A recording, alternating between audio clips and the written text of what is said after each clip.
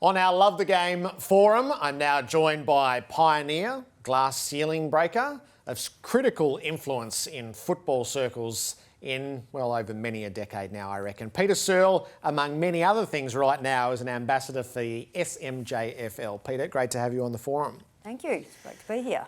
Big question. So, courageous leadership and influencing change. If we were to pick two themes for the advancement of female football, we might choose those two.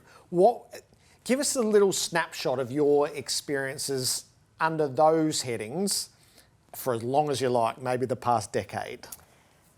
Yeah, it's been an interesting journey being at the forefront and being involved, but then also standing back and watching it happen at community level as well. And definitely the changes is, as we all know, is the numbers, the participation, the want, the desire to have a women's team and to support the women's team as best that they can do.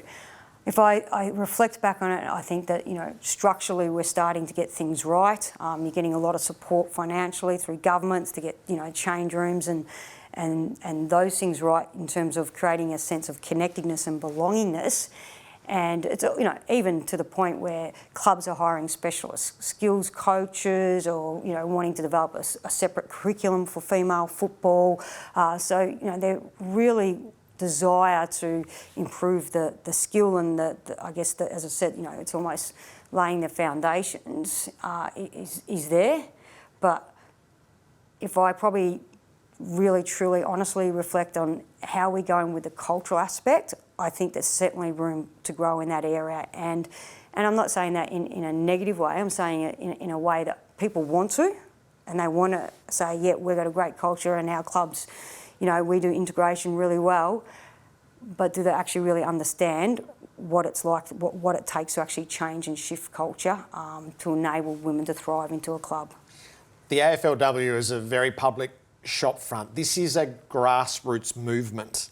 Do you in fact think that community clubs have been superior or better equipped to tackle this change than AFLW clubs? I think community clubs have a better platform to get it right. And what I mean by that is, they generally are doing it for all the right reasons, and that's because, their daughters are there, or it could be the VAFA, their mothers are there, or their sisters, or so forth. So, the intent right from the start to why they're having a women's program in the club is really honest and genuine. It's not about, what sponsors we can get in or how we can grow the financial capability or the look of our game. It's really there for the members. So I absolutely think they've got that opportunity, and they're also not limited by the 150 year of a historical organisation. Yep. That they don't have to break down those, I guess, barriers that have prevented women to be able to be in those spaces. So, I think they're genuine, they're not limited by the history, and also, not limited by results, competitiveness, ego, even within your own club. It's not like the men's team's going to miss something out if the women's team are coming in. There's no men or women's team. I think they can generally say, holistically, what does this look like for a club? There's a big question here. It feels like the theme for a thesis. It's come from a football and netball club in Gippsland. In order to create an environment for women and girls in AFL of positive change at both the local league and community club level, how do we encourage genuine collaboration in order to influence those who often hold considerable power and little desire to change? Yeah, it is a hard-hitting question, that one, isn't it? And it's not just a question for football clubs, it's a question for society, really. And when I say it's a question for society, it's because, we're born into this world of authority, and that happens straight from, direction, protection, order as a kid.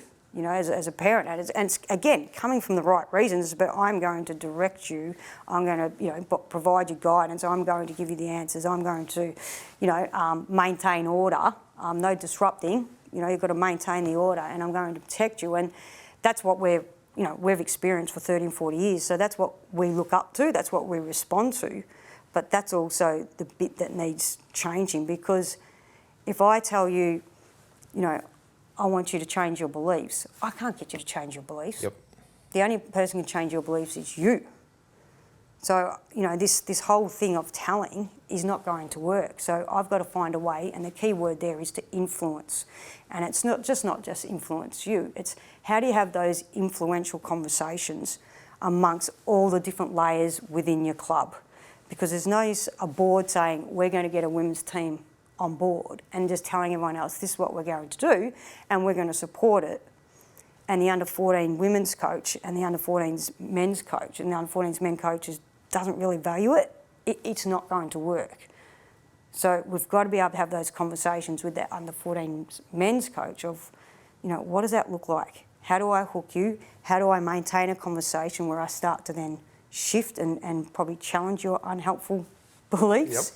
Yep. So that, you start to move towards, the better and more helpful outcomes. And I think when you've got strong leadership that is able to have those conversations with all the stakeholders within the club at different levels, that you'll get genuine buy-in, and you'll get an opportunity then to actually create the space for women to be able to, for the women, or it's for the people living it. The lived experiences have to be having the voice to be saying what they need, rather than it coming from the top saying, oh yeah, no, I've got the answer to that, I'm going to give you that.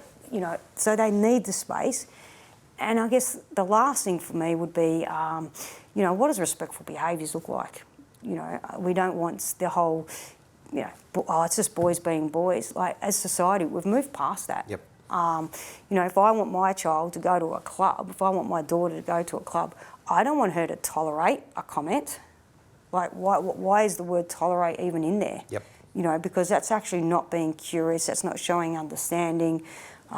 So I think there's a real big education piece around what is appropriate conversations, behaviours, and the impact on that on everybody within the club. That is the ultimate conversation starter, Peter. Thank you for your insights on that front. We're going to stay with our AFLW theme as we head into the lounge next with Abby.